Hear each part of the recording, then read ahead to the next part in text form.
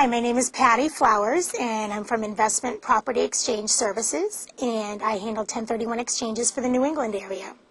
A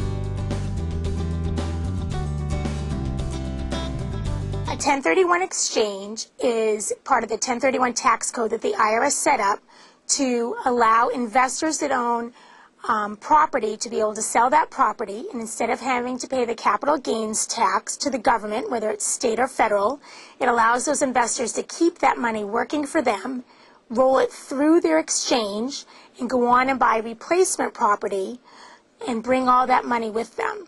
So they can change their investments essentially without having to pay the taxes in between selling and buying property.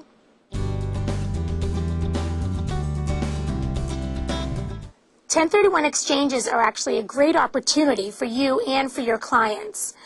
There are many investors out there that own maybe one property, maybe multiple properties, they're rental properties, but they have no idea they can do a 1031 exchange.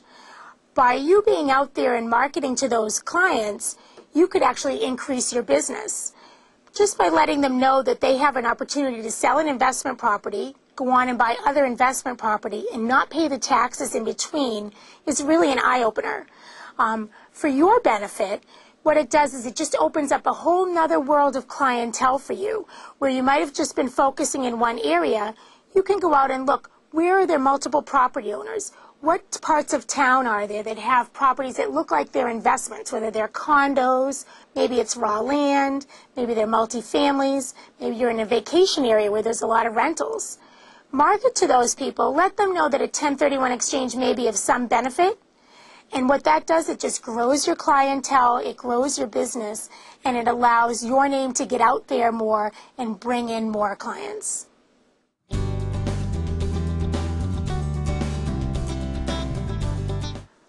Even though the economy hasn't been doing well the last few years, property values are definitely down all over the country. New England is no different. Many feel like there's no need to do a 1031 exchange. In fact, they're wrong. Unless you bought property right in the height of the market, 2003, 4, 5, you bought well above the values that you could sell it for today, in that case you may not need to do an exchange.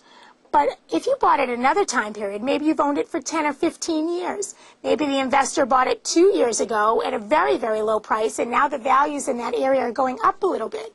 They have a gain. Clients who have owned properties for 20, 30 years absolutely have a gain in their property. So just because the economy is not doing great doesn't mean that that particular property isn't going to come away with a gain. When you do a 1031 exchange, and you sell property and have a gain, you're going to owe federal and state taxes as well as depreciation recapture tax in some instances. By doing a 1031 exchange, that's going to allow those clients to keep that money working for them and go on and buy other property.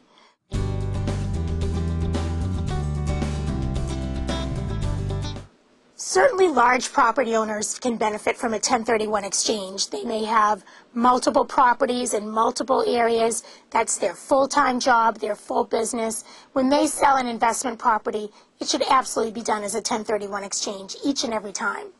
But there are many people who only own one property. They're a small investor. Maybe they're trying to get started. They can do exchange just the same as the big guys can. The values don't even matter. You could sell a property for $1 million and have a gain of only $50,000. You bought it for $950 and you're selling it for $1 million. But you could buy a property for $200,000 and sell it for $500,000. So the size of the property doesn't necessarily matter. It's what is your exact numbers on the property. What's that gain for that specific property? Property owners who have multiple properties, you may own one property, they can be large or small. Everyone benefits from exchange. It's really a case-by-case basis. Where's the sweet spot in that?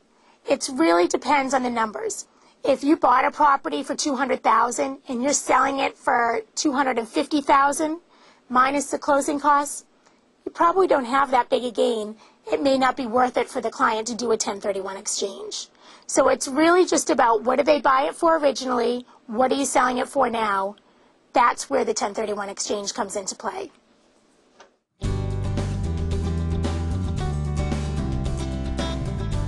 1031 is actually the number in the tax code that allows clients, investors, to do a tax-deferred exchange, where they're deferring their taxes till a later date, or maybe inevitably won't ever have to pay the tax. In that tax code, the IRS says you need a neutral third party to facilitate the exchange.